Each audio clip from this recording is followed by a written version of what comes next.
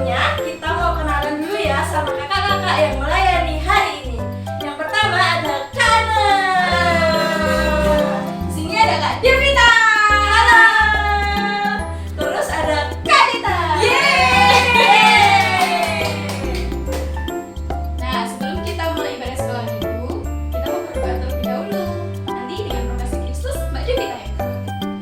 Mari kita berdoa. Lipat tangan, tutup mata, tirukan Kak Devita. Berdoa ya. Tuhan Yesus, kami mau memulai ibadah kami pada hari ini. Kiranya Engkau memberkati kami, Tuhan Yesus. Terima kasih. Haleluya. Amin. Siap memuji Tuhan semuanya? Siap. Pasukan Kristus. Yes, yes, go. Siapa yang di sini semuanya Laskar Kristus? Saya. Kita memujikan Laskar Kristus.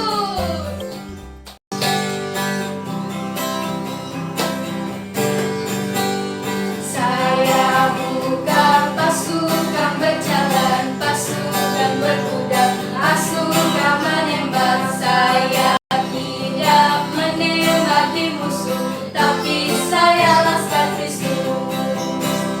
Saya Laskar Kristus, siap gerak. Saya Laskar Kristus, siap gerak.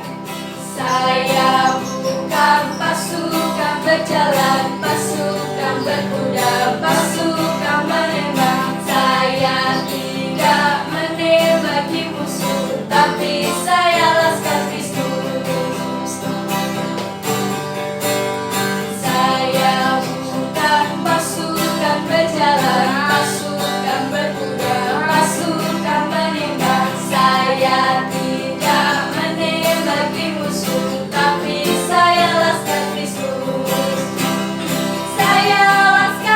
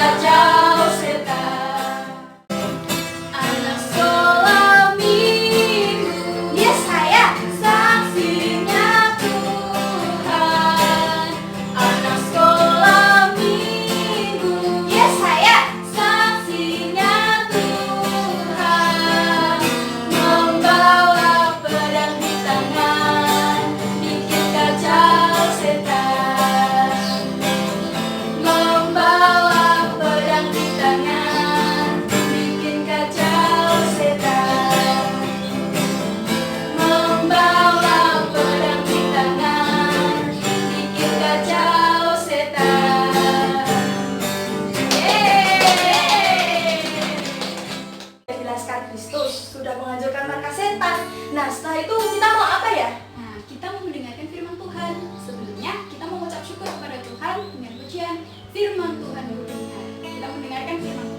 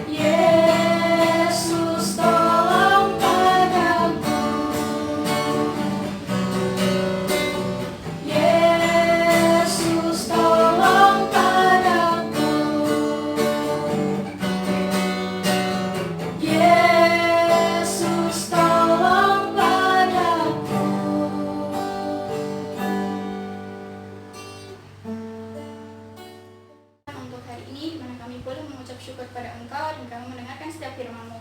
Hanya di dalam nama Tuhan Yesus kami sudah mengucap syukur. Haleluya. Amin. Nah, teman-teman, minggu lalu kita sudah mendengarkan cerita tentang kisah penyaliban Tuhan Yesus. Hari ini kita akan kembali mendengarkan cerita tentang kelanjutan kisah, yaitu kenaikan Tuhan Yesus ke surga. Namun sebelumnya kita mau mendengarkan kembali tentang sejarah Paskah dulu ya. Hari Raya Paskah sebagai peringatan bangkitnya Yesus Kristus di hari ketiga setelah kematiannya. Tapi tahukah teman-teman, Hari Raya Paskah telah ada dan dirayakan kurang lebih 1000 tahun sebelum Yesus lahir, atau lebih tepatnya dimulai di masa bangsa Israel berada di tanah Mesir.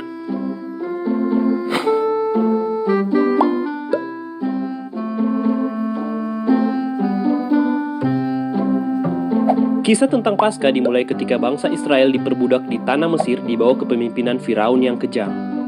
Kekejaman Firaun membuat bangsa Israel tersiksa dan akhirnya meminta pertolongan dari Allah. Allah pun mendengar seruan bangsanya dan memakai Musa untuk memimpin bangsa Israel keluar dari Mesir menuju tanah perjanjian yang diberikan Allah. Musa pun memperingatkan Firaun untuk membebaskan bangsa Israel, jikalau tidak Allah akan memberikan peringatan bagi Firaun. Firaun menolak membebaskan bangsa Israel karena merasa dialah yang berkuasa. Allah kemudian memberikan 9 tulah kepada bangsa Mesir sebagai peringatan bahwa Allah begitu mengasihi bangsanya sehingga dia pasti akan menyelamatkan bangsanya. Di setiap kejadian tulah yang terjadi, Musa terus memperingati Firaun, tapi Firaun terus menolak untuk membebaskan bangsa Israel. Hingga akhirnya di tulah ke-10, Allah berkata kepada Musa bahwa dia akan berjalan di tengah malam dan setiap anak sulung di tanah Mesir akan mati. Tapi Allah punya rencana untuk bangsa Israel. Dia menyuruh bangsanya untuk menyembelih domba tak bercelah dan darahnya ditandai di rumah mereka. Mereka juga disuruh membuat roti tak beragi yang mudah dibuat untuk dimakan dengan daging domba yang telah disembelih. Di malam hari ketika Allah melihat tanda darah di rumah bangsa Israel, Dia tidak akan mengambil nyawa anak sulung mereka. Dan tulah ke-10 terjadi seperti yang Allah katakan. Firaun pun mengakui kebesaran Allah dan menyuruh bangsa Israel keluar dari tanah Mesir.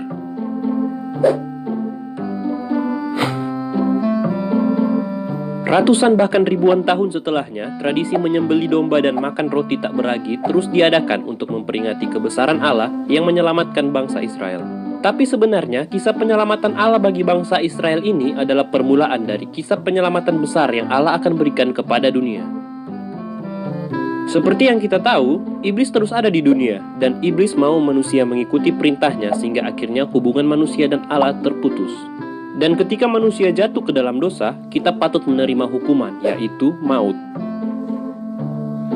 Disinilah Allah mengaruniakan anaknya yang tunggal ke dunia, yaitu Yesus Kristus. Yesus ketika berada di dunia, hidup suci seperti yang seharusnya kita lakukan, dan mati sengsara seperti yang harusnya kita alami sebagai manusia berdosa. Tapi hari ketiga setelah Yesus disalibkan, dia bangkit mengalahkan maut dan mengembalikan hubungan manusia dan Allah yang terputus. Sebagai pengingat, hari sebelum Yesus ditangkap untuk disalibkan, Yesus memperingati hari raya Paskah untuk terakhir kalinya, tapi tanpa daging domba sebagai hidangan. Dia menyatakan bahwa dialah domba itu, dan seperti domba yang mati untuk anak sulung bangsa Israel bisa hidup dengan keluarganya, begitu juga Yesus yang mati agar manusia hidup dan berhubungan kembali dengan Allah. Dan seperti itulah bagaimana kita sampai sekarang memperingati Hari Raya Paskah untuk mengingat betapa Allah mengasihi bangsanya sehingga mengaruniakan anaknya yang tunggal untuk menyelamatkan kita dari maut dan untuk terus hidup bersama-sama sampai di kerajaan Allah. Berikut ini adalah poin-poin penting tentang cerita Paskah dalam video kita kali ini. Bangsa Israel tersiksa di bawah pemerintahan Firaun. Manusia hidup terbelenggu dengan dosa. Domba tak bercela disembelih. Yesus tak bercela disalibkan. Darah sebagai tanda bagi Allah. Darah sebagai tanda penghapusan dosa. Roti tak beragi. Tubuh Yesus yang tidak berdosa. Anak sulung hidup. Manusia diselamatkan dari dosa. Bangsa Israel menuju tanah perjanjian. Manusia menuju kerajaan Allah. Sekarang kita bersama-sama dengarkan ceritanya ya. Yesus terangkat ke surga.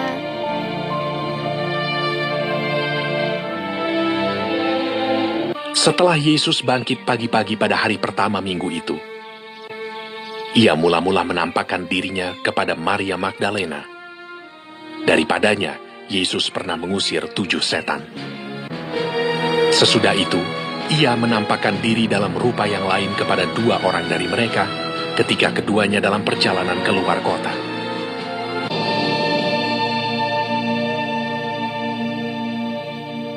Akhirnya, ia menampakkan diri kepada ke-11 orang itu ketika mereka sedang makan.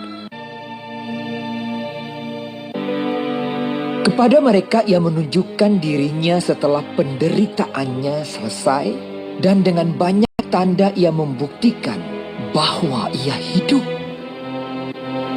Sebab selama 40 hari ia berulang-ulang menampakkan diri dan berbicara kepada mereka tentang kerajaan Allah.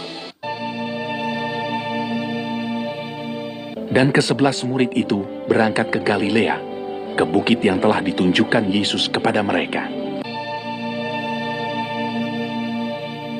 Yesus mendekati mereka dan berkata, "Kepadaku telah diberikan segala kuasa di sorga dan di bumi. Karena itu pergilah, jadikanlah semua bangsa muridku, dan baptislah mereka dalam nama Bapa dan Anak dan Roh Kudus. Dan ajarlah mereka melakukan segala sesuatu yang telah kuperintahkan kepadamu. Dan ketahuilah, aku menyertai kamu senantiasa sampai kepada akhir zaman." Sesudah ia mengatakan demikian, terangkatlah ia disaksikan oleh mereka, dan awan menutupnya dari pandangan mereka.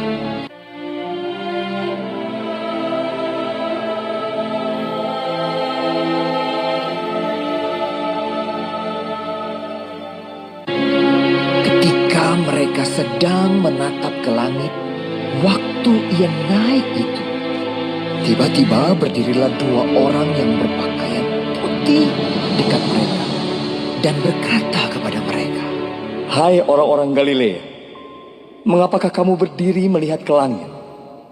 Yesus ini yang terangkat ke sorga meninggalkan kamu akan datang kembali dengan cara yang sama seperti kamu melihat dia naik ke sorga."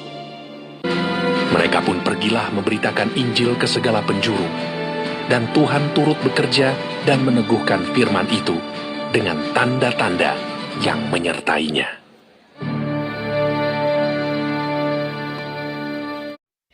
Nah, Nah, sekarang teman-teman sudah tahu kan kisah kenaikan Tuhan Yesus ke surga?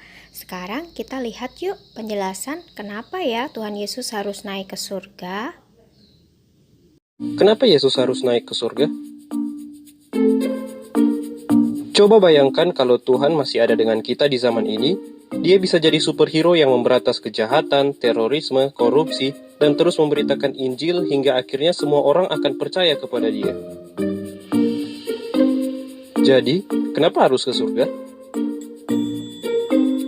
Alasan pertama kenapa Yesus harus ke surga adalah karena pekerjaannya di muka bumi telah selesai. Dia telah melakukan pelayanan memberitakan Injil, berkhotbah, melakukan mujizat, hingga akhirnya dia mati di kayu salib menyelamatkan manusia. Dan karena pekerjaannya telah selesai, dia harus kembali ke asalnya. Dan Yesus bukan berasal dari bumi, dia berasal dari surga, di mana dia duduk ditatanya, dipuji, dan disembah. Yesus pun ke surga karena dia harus menyediakan tempat bagi kita di sana. Artinya juga, di sana dia akan terus menjadi perantara kita kepada Allah Bapa, karena dia ingin kita semua bisa sama-sama dengan dia nantinya di kerajaan Allah. Yesus harus ke surga supaya roh penghibur atau Roh Kudus yang telah Ia janjikan turun ke bumi dan akan menyertai kita selama-lamanya. Alasan terakhir kenapa Yesus harus naik ke surga adalah supaya kitalah yang menjadi superhero-nya di bumi. Teman-teman pasti ingat kata-kata terakhir Yesus sebelum naik ke surga.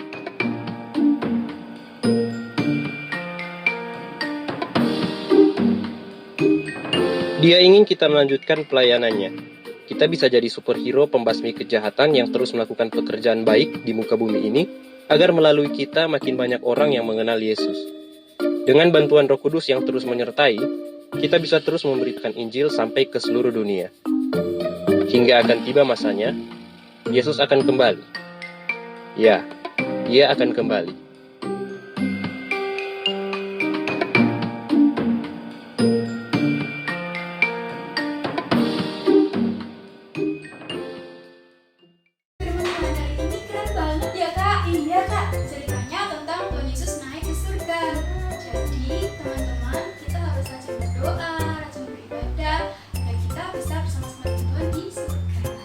Nah, sekarang teman-teman kan sudah dibagi aktivitas. Sekarang aktivitasnya diambil ya, kita kerjakan bersama-sama.